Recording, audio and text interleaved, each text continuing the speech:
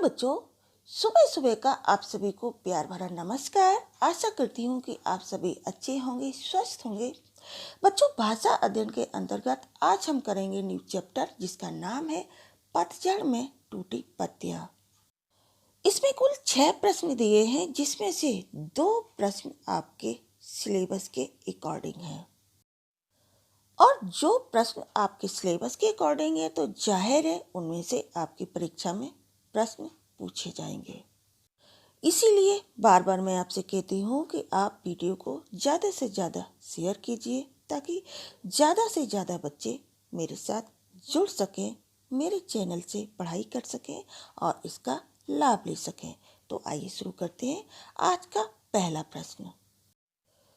बच्चों, देख सकते हैं आप अपनी स्क्रीन पर, जिसे मैंने आपकी बुक में से लिया है, और इसमें कुल 2 प्रश्न दिए हैं। प्रश्न नंबर 1, नीचे दिए गए शब्दों का वाक्य में प्रयोग कीजिए। इसके अंतर्गत कुछ शब्द दिए हैं जिनका हमें वाक्य में प्रयोग करना है। और प्रश्न नंबर 2 है समास से संबंधित। बच्चों, समास आपके सिलेबस का एक पार्ट है और इसमें से 2 या 3 प्रश्न जरूर आते हैं। तो आइए सबसे पहले करेंगे प्रश्न नंबर 1, और सबसे पहले व्यावहारिकता। इसका वाक्य प्रयोग होगा, कोई भी नियम तभी सफल हो सकता है जब उसमें व्यावहारिकता हो। इसमें जो हाईलाइट करके शब्द दिए हैं वे हमारे शब्द हैं और इनका हमें वाक्य में प्रयोग करना है। तो प्रश्न नंबर 2, आदर्श। गांधी जी बहुत से व्यक्तियों के आदर्श हैं। नंबर 3, सूझबूझ। संकट के समय हमें सूझबूझ से काम लेना चाहिए। नंबर 4, विलक्षण। प्रसिद्ध वैज्ञानिक सीवी रमन विलक्षण प्रतिभा के धनी थे। नंबर 5, शाश्वत। ईश्वर एक शाश्वत सत्य है। प्रश्न नंबर 2, लाभ हानि का विग्रह इस प्रकार होगा, लाभ और हानि। यहाँ द्वंद्व समास है जिसमें दोनों पद प्रधान होते हैं। दोनों पदों के बीच योजक शब्द का लोप होने के लिए योजक चिन्ह लगाया जाता है। नीचे दिए गए द्वंद्व समास का विग्रह कीजिए। तो देख सकते हैं आप, ऊपर एक समास दिया है और फिर उसका विग्रह, उसको एक्सप्लेन किया है, उसकी परिभाषा दी है और उसके बाद नीचे कुछ उदाहरण दिए हैं जिनका हमें विग्रह करना है। ठीक, तो इनका विग्रह करने से पहले मैं आपको बता देना चाहती हूँ कि बच्चों, समास पर मैं ऑलरेडी वीडियो बना चुकी हूँ जिसके अंतर्गत हमने सभी समास की परिभाषा एंड उदाहरण दिए हैं। आप उसे ज़रूर देखें, उसका लिंक आपको डिस्क्रिप्शन में मिल जाएगा। माता पिता का विग्रह होगा, माता और पिता। पाप पुण्य, पाप और पुण्य। सुख दुख, सुख और दुख। रात दिन, रात और दिन। अन्न जल, अन्न और जल। घर बाहर, घर और बाहर। देश विदेश, देश और विदेश। अब आता है प्रश्न नंबर 3, नीचे दिए गए विशेषण शब्दों से भाववाचक संज्ञा बनाइए। सबसे पहले सफल, इसका होगा सफलता। विलक्षण का विलक्षणता।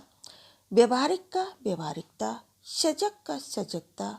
आदर्शवादी का आदर्शवादिता और शुद्ध का शुद्धता। देख सकते हैं आप, इसमें ता प्रत्यय लगाकर भाववाचक संज्ञा को बनाया गया है। प्रश्न नंबर 4, नीचे दिए गए वाक्यों में रेखांकित अंश पर ध्यान दीजिए और शब्द के अर्थ को समझिए। का, शुद्ध सोना अलग है। खा, बहुत रात हो गई, अब हमें सोना चाहिए। तो इन दोनों ही प्रश्नों में आप देख सकते हैं सोना शब्द को रेखांकित किया गया है। ठीक है, और वाक्य के अनुसार इन दोनों का अर्थ बदल जाता है। ठीक है, तो ऊपर दिए गए वाक्यों में सोना का क्या अर्थ है? पहले वाक्य में सोना का अर्थ है धातु यानी कि स्वर्ण यानी गोल्ड। दूसरे वाक्य में सोना का अर्थ है सोना नामक क्रिया। अलग अलग संदर्भों में ये शब्द अलग अलग अर्थ देते हैं अथवा एक शब्द के कई अर्थ होते हैं। ऐसे शब्द अनेकार्थी शब्द कहलाते हैं। आई थिंक अभी तक तो आप समझ गए होंगे। नीचे दिए गए शब्दों के भिन्न भिन्न अर्थ स्पष्ट करने के लिए उनका वाक्यों में प्रयोग कीजिए, जैसे कर, अंक और नग। सेम इस तरह से जिस तरह से ऊपर सोना शब्द को हमने अलग अलग परिभाषित किया और उनका अलग अलग अर्थ निकला, इसी तरह से हमें इन शब्दों के भी अलग अलग वाक्य बनाने हैं। तो आइए देखते हैं। सबसे पहले उत्तर, तो इसके 2 वाक्य बनेंगे और इसके 2 अर्थ होते हैं। सबसे पहले, इस प्रश्न का उत्तर मुझे नहीं आता, यानी कि इस उत्तर का मतलब होता है जवाब। नेक्स्ट, राजनेता उत्तर दक्षिण का भेदभाव खड़ा करके राजनीति कर रहे हैं। ये उत्तर दिशा को परिभाषित करती है।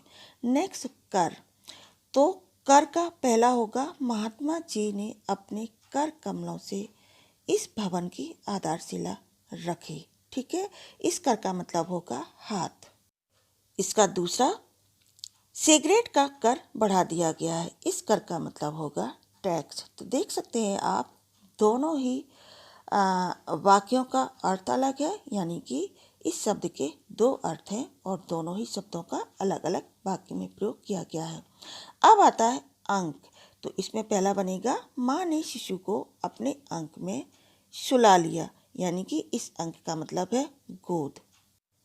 नेक्स्ट, सिमरन ने 80% अंक प्राप्त किए और ये अंक का मतलब है नंबर।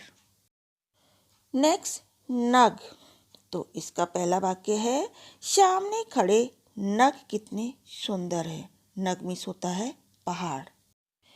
इस अंगूठी का नग बहुत सुंदर है और इस नग का मतलब है चमकीला पत्थर। ठीक, तो आप देख सकते हैं इस प्रश्न को और समझ सकते हैं। अब करेंगे प्रश्न नंबर 5। नीचे दिए गए वाक्यों को संयुक्त वाक्य में बदलकर लिखिए।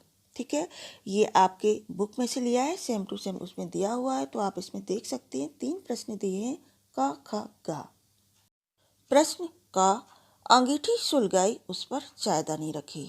इसका संयुक्त वाक्य होगा, अंगीठी सुलगाई और उस पर चायदानी रखी।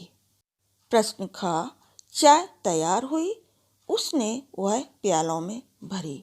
इसका संयुक्त वाक्य, चाय तैयार हुई और उसने उसे प्यालों में भरी। प्रश्न गा, बगल के कमरे में से जाकर कुछ बर्तन ले आया, तौलिए से बर्तन साफ किए। इसका संयुक्त वाक्य बनेगा, वह बगल के कमरे में से कुछ बर्तन लाया और फिर उसने तौलिए से बर्तन साफ किए। बच्चों, इसमें जो प्रश्न पूछे गए हैं ये सभी सरल वाक्य के हैं, जिन्हें हमने संयुक्त वाक्य में कन्वर्ट किया। सेम इसी तरह से आपकी परीक्षा में प्रश्न पूछे जाएंगे।